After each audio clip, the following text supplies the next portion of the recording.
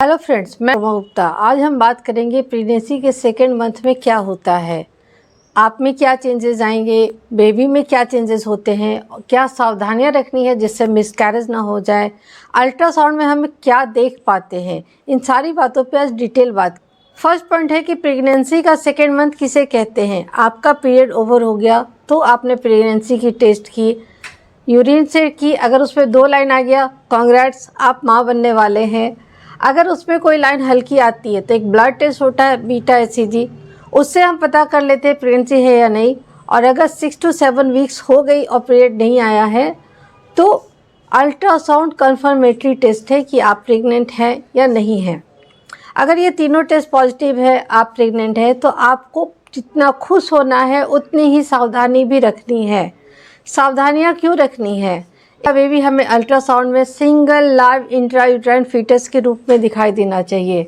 इसका क्या मतलब होता है? सिंगल का मतलब होता है एक हो। हम हार्ट बीट देख पा रहे हैं जो 6 से 7 हफ्ते में हमें यूजुअली फिटल पोल के रूप में दिख जाता है। और इंट्रायूट्राइन का मतलब है प्रेगनेंसी जो रुकी है वो ट्यूब में नहीं है, वो यूट्रस के अंदर है, यानी इक्टोपिक प्रेगनेंसी हम यहाँ रूल आउट कर लेते हैं। आपका प्रेगनेंसी टेस्ट हो गया तो आप बहुत खुश हो गए। कुछ लड़कियां यहाँ परेशान भी हो जाती हैं जिनका पहले से कोई मिसकैरेज की हिस्ट्री हो, क्योंकि प्रायः मिसकैरेज हमें 12 वीक से पहले ही मिलता है। कुछ सावधानियां रखनी बहुत ज़रूरी है जब आप अपने सेकेंड मंथ में इंटर करते हैं। आपको वजन 5 kg से ज़्यादा नहीं उठाना है, दोनों हाथों में बैलेंस करके उठाना है। एक हाथ से ना उठाएं, आपको पेन हो सकता है। बहुत हैवी काम, किसी चीज़ को पुश करने का या पुल करने का काम ना करें, इससे अबॉर्शन हो सकता है। रिलेशन नहीं बनाना है तो आपका बेबी बहुत छोटा 1 से 1.5 इंच का रहता है और बहुत नाजुक रहता है इस वक्त, और एक पानी की थैली गेस्टेशनल सेक के अंदर रहता है। सेक्स करने से वहाँ पर उसे चोट लग सकती है और आपको ब्लीडिंग होकर मिसकैरेज कुछ केसेस में हो सकता है। इसलिए इस अर्ली प्रेगनेंसी स्टेज में रिलेशन बनाना अवॉइड कीजिए।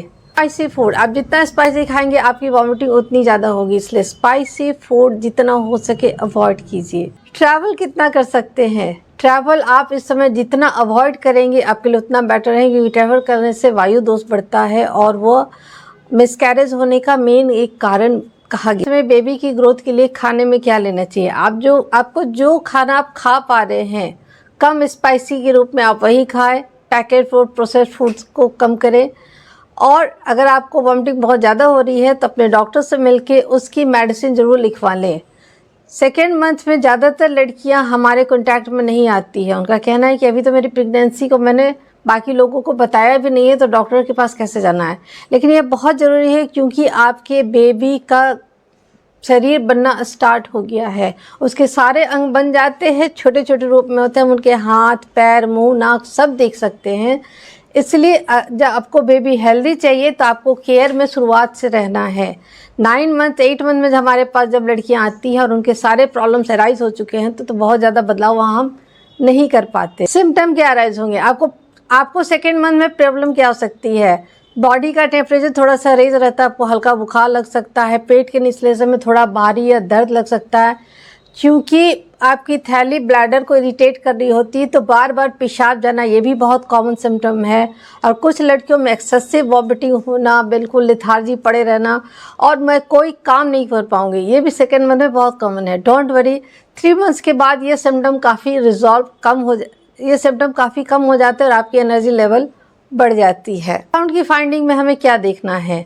पहली चीज़ सिंगल लाइफ इंट्रायूट्राइन फीटस देखना है, फिटल पोल दिखना चाहिए, गेस्टेशनल सेक दिखना चाहिए और बेबी हमें इस तरह से मूव करता हुआ अल्ट्रासाउंड में दिखना चाहिए। ये सेकेंड मंथ यानी 8 वीक्स होते होते ये ज़रूरी है। अगर ये नहीं दिख रहा है तो तुरंत ना घबराएं, हो सकता है आपका कंसेप्शन लेट से हुआ है और बेबी अभी 5 वीक या 6 वीक तक के जितने ही ग्रोथ में है। रिपीट अल्ट्रासाउंड 15 डेज़ कराने के बाद ये क्लियर हो जाता है। अगर मुझे वीडियो अच्छा लगा तो इसे शेयर जरूर करें और ऐसे इन्फॉर्मेटिव वीडियोस के लिए मेरे चैनल को सब्सक्राइब जरूर करें। वीडियो में हम अबॉर्शन को कैसे रोक सकते हैं, अगर आपकी बार बार अबॉर्शन की हिस्ट्री है तो उसे हम कैसे टाल सकते हैं और कंसीव करने के लिए क्या पॉइंट्स होते हैं, इस पे बात करेंगे। धन को कैसे टाल सकते हैं, इस पे बात करेंगे। For the more such informative video.